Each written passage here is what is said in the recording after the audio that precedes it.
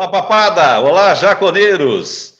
Estamos chegando com o Papo Online. É mais uma opção na TV Papo by Bitcom para você, torcedor, se informar e mergulhar na história do Esporte Clube Juventude. E por falar em história, nesse primeiro programa nós vamos conversar com ele, que literalmente mantém a história do Esporte Clube Juventude, mantém viva. Já escreveu 10 livros, e desses 10 livros, 2 foram para o Juventude, dedicados ao Juventude. Médico cardiologista, escritor e historiador do Esporte Clube Juventude, doutor Francisco Michelin. Bem, em primeiro lugar, é preciso que eu mostre o meu sincero agradecimento por participar desse programa. Me sinto muito honrado, principalmente por estar ao lado, com muito prazer, do Marcos Vaz, um dos comentaristas esportivos mais lustros, mais abalizados do Rio Grande do Sul. Estou inteiramente à disposição e sentindo honra e prazer pela participação no programa. Como é que o Juventude entrou na sua vida, hein, doutor? Juventude faz parte da minha vida por DNA. Em primeiro lugar, eu tive vários parentes que jogaram no Juventude ou que foram dirigentes. Um dos meus tios, irmão do meu pai, foi presidente. Um tio meu casado com uma irmã da minha mãe, Marcos Martini, é até hoje o principal goleador do Juventude, com 217 gols, ainda da época do amadorismo, citado, por sinal, numa lista de link do futebol brasileiro, como o goleador de número 35 entre os 40 principais goleadores do Brasil que jogaram apenas por um clube. Não é? Claro que o primeiro de todos é o Pelé. Além do mais, nós morávamos a cerca de 2 quadras do Alfredo Jaconi, naquela época chamada romanticamente de Quinta dos Pinheiros. Então era fácil para nós, guris, acessar o estádio em dias de treinamentos e ver os nossos ídolos daquela época. Muito bem. Em toda a história do Juventude, nos seus quase 107 anos, doutor, o senhor arriscaria elencar aí 5 momentos assim importantes do Juventude? Claro que sim. Antes de mais nada, é preciso que diga que 107 anos não são meus, são do Juventude. Eu tenho uma pequena diferença. Mas, na verdade, eu acho que eu começaria de trás para o começo, porque nós vamos encontrar a conquista da Copa do Brasil em pleno Maracanã, da Copa do Brasil, um ano antes a conquista do Campeonato Gaúcho, há quase 60 anos que nenhum clube do interior vencia, então foram 2 títulos de altíssima importância na vida do Juventude, não igualados sequer por nenhum outro clube do interior, essas 2 conquistas, e nenhuma do Rio Grande do Sul, também de equipes do interior, que tivesse o mérito de ter participado da Copa Libertadores da América. Então, são marcas importantes do Juventude. E, voltando para trás, e neste ano de 1920, chama a atenção que em dia 28 de outubro se comemora exatamente um ano da conquista do Juventude do primeiro campeonato de Caxias do Sul, oficialmente patrocinado pela Federação, e na época não gaúcha, chamada Rio Grandense de Futebol, e cujo título, por razões extra-campo, teve que ser decidido em Porto Alegre contra o arquirrival, o Juvenil. Então é uma data histórica que completa 100 anos, um século este ano. São 10 obras escritas pelo senhor, é isso? E 2 dedicadas ao Juventude. O que o senhor quis documentar nessas obras, doutor? Eu estou atingindo, com uma obra que vou me referir, então, logo em seguida, a minha 16ª obra, e sobre o Juventude já foram 3. A última foi agora sobre o Campeonato Gaúcho de 1998. E estamos pensando numa edição menor, mais simples, da comemoração do título de 1920. E, na verdade, eu estou indo para a 16ª obra, Marcos, porque há um outro clube verde na cidade que me convidou para narrar as suas peripécias, as suas aventuras, que é o Torino, que completou 70 anos no ano passado, e que, por sua vez, se salientou muito, principalmente na prática do futebol do salão. Esse livro já está pronto e o nosso comum amigo, teu xará Marcos Cunha Lima, o Chicão, que é patrono do Torino e alto dirigente juventudista, me convidou para que eu escrevesse a obra, e esta obra já está pronta, deverá sair esse ano, se Deus quiser. O senhor foi conselheiro, foi sócio, é sócio do Esporte Clube Juventude e foi torcedor de arquibancada. Foi assim também que o senhor desenvolveu essa paixão pelo Juventude? Sim, na verdade eu sou conselheiro, fui conselheiro há mais de 40 anos e há 2 anos atrás, por razões pessoais, eu resolvi me retirar do conselho, sempre respeitando a quem eu dirijo, os seus integrantes. Sou sócio há muitos e muitos anos, desde a minha tenra mocidade, desde a infância, poderia dizer. E sou um torcedor daqueles apaixonados que gosta de ver o jogo atrás das goleiras. E já teve época que eu trepava em alambrado. Agora eu estou um pouco mais brando, mas faz pouco tempo que eu parei com isso. Certo. Assim como os momentos mais importantes do clube, que o senhor relatou há pouco, os 5 jogadores, isso bem a sua memória, assim, grande destaque. Eu sei que tem muitos, né? Muito mais que 5, mas 5, assim, que, para o seu gosto, foram grandes destaques do Juventude. Realmente são muitos, né, Marcos? Imagina 107 anos de história, com algumas formações que marcaram época para a torcida do Juventude. Mas, sobretudo, eu consigo destacar o centroavante, o John Tibbs, que era capitão do primeiro time, né? E foi um goleador dos 2, 3 primeiros anos do clube. Depois, o centroavante uruguaio Álvaro Martinez, da década de 20, que marcou uma infinidade de gols, mais de 100. Depois, Mário Martini, da década de 30, que foi o goleador que eu mencionei anteriormente. E depois entramos na fase, principalmente, do Lori Tonieto, que foi outro jogador extraordinário, que até hoje é o segundo maior artilheiro da história do clube. E nós chegamos até as épocas atuais, ou mais recentes, com Babá, Putinelli, Balzaretti, Nesito, Hermes, até chegarmos principalmente ao Plain, ao Flávio Campos, ao Lauro, que mais vezes vestiu a camiseta do Juventude. Então, há uma série de jogadores, ao Negri, nosso goleiro, ao lateral esquerdo Bugre, ao inesquecível Everaldo, que foi depois tricampeão mundial no México, com a seleção brasileira. Enfim, temos jogadores de grandes nomes em todos os tempos. O ciclo Parmalat, a cogestão Parmalat foi efetivamente o divisor de águas no Juventude? Eu diria que, em termos de profissionalidade, sim.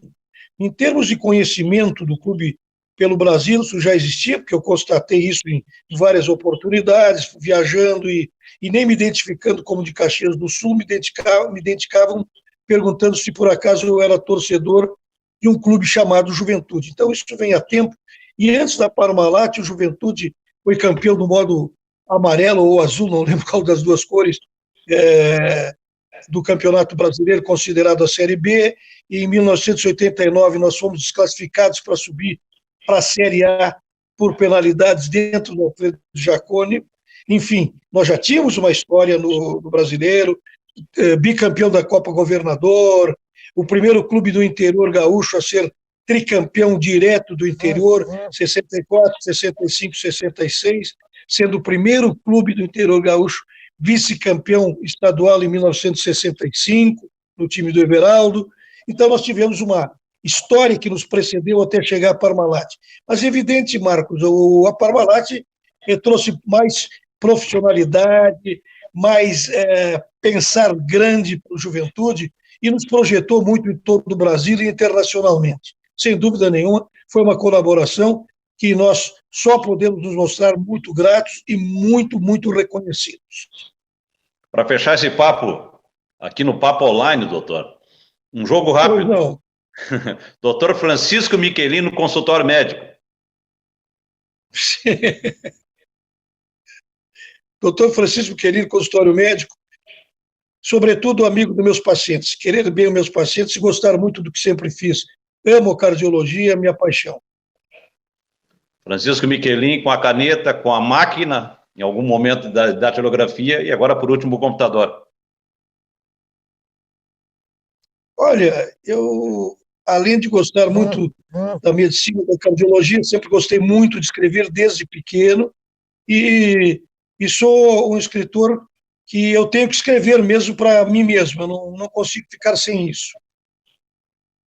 Doutor Michelin e o Juventude. É a minha paixão eterna, tá dentro aqui do peito, tá dentro do coração, não a sai nunca, e sempre esperando e desejando o melhor, quem sabe numa dessas voltarmos para a Série A, enfim, tá bem assim. Mas o Juventude o meu amor fora da família, sem dúvida nenhuma, está dentro de todos nós, da família Michelin e dos nossos derivados. Tá certo. Doutor Francisco Michelin, muito obrigado pela sua participação conosco aqui no Papo Online. Eu tive imenso prazer de participar, Marcos, voltando a te reencontrar, que eu sei que o programa vai ter um crescimento, terá grande audiência, e eu só posso desejar o melhor para vocês e ser muito, muito agradecido de coração a esse convite. Muito obrigado. Grande abraço, doutor Francisco Michelin, que é o historiador oficial do Esporte Clube Juventude, conosco aqui no Papo Online, que vai adiante, porque nós vamos trazer agora uma matéria com o Ivan Sgarabotto sobre a campanha Juventude, Paixão e Doação. O futebol como uma vertente social. E nesse período difícil, né, com a pandemia, o Juventude também está inserido nesse contexto. Vamos lá, Ivan Sgarabotto.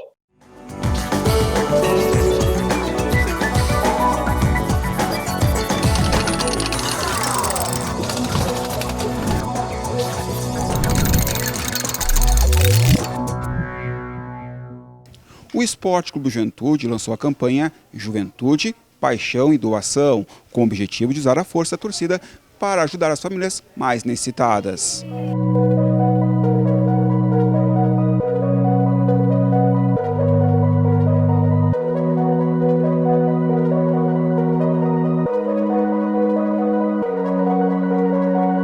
Um clube que tem mais de 100 anos, ele não pode se furtar numa hora dessa. Ele tem que participar da comunidade.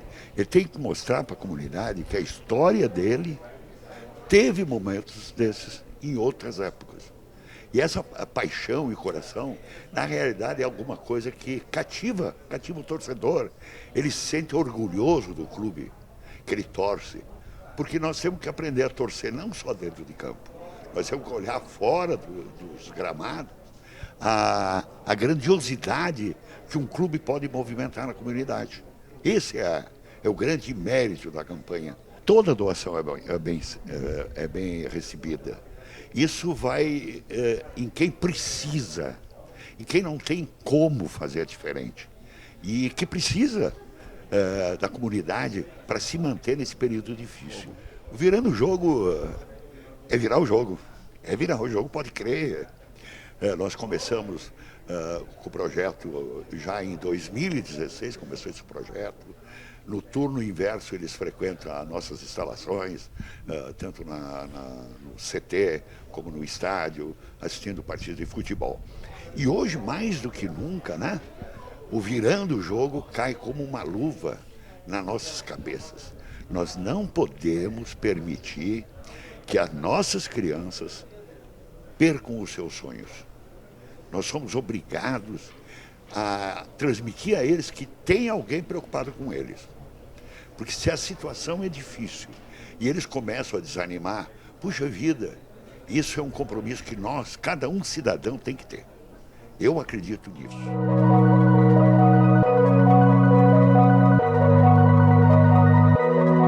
O Centro Espírita Jardelino Ramos, parceiro do clube no projeto social Virando o Jogo, recebeu as primeiras arrecadações da campanha.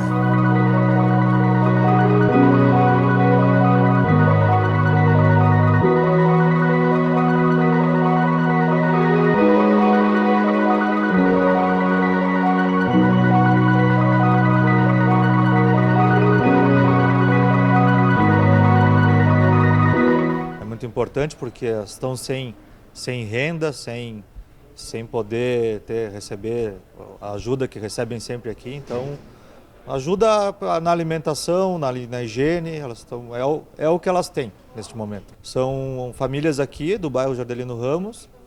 Os seus filhos fazem parte aqui do centro educativo, onde eles têm ajuda no turno inverso da escola, recebendo alimentação, recebendo reforço escolar, recebendo oficinas.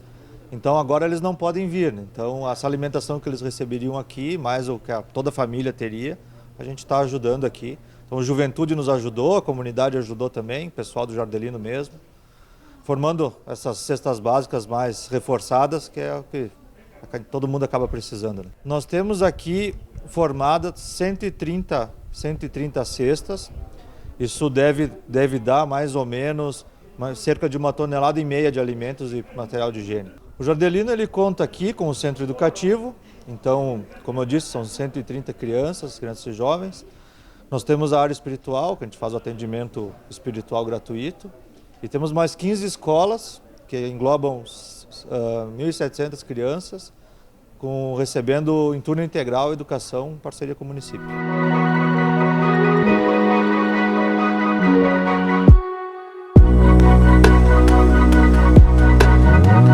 Participe da campanha Juventude, Paixão e Doação. Contribua na portaria do clube, localizado no Portão 3, do estádio Alfredo Jaconi, na rua Borges Medeiros, que recebe as doações 24 horas por dia.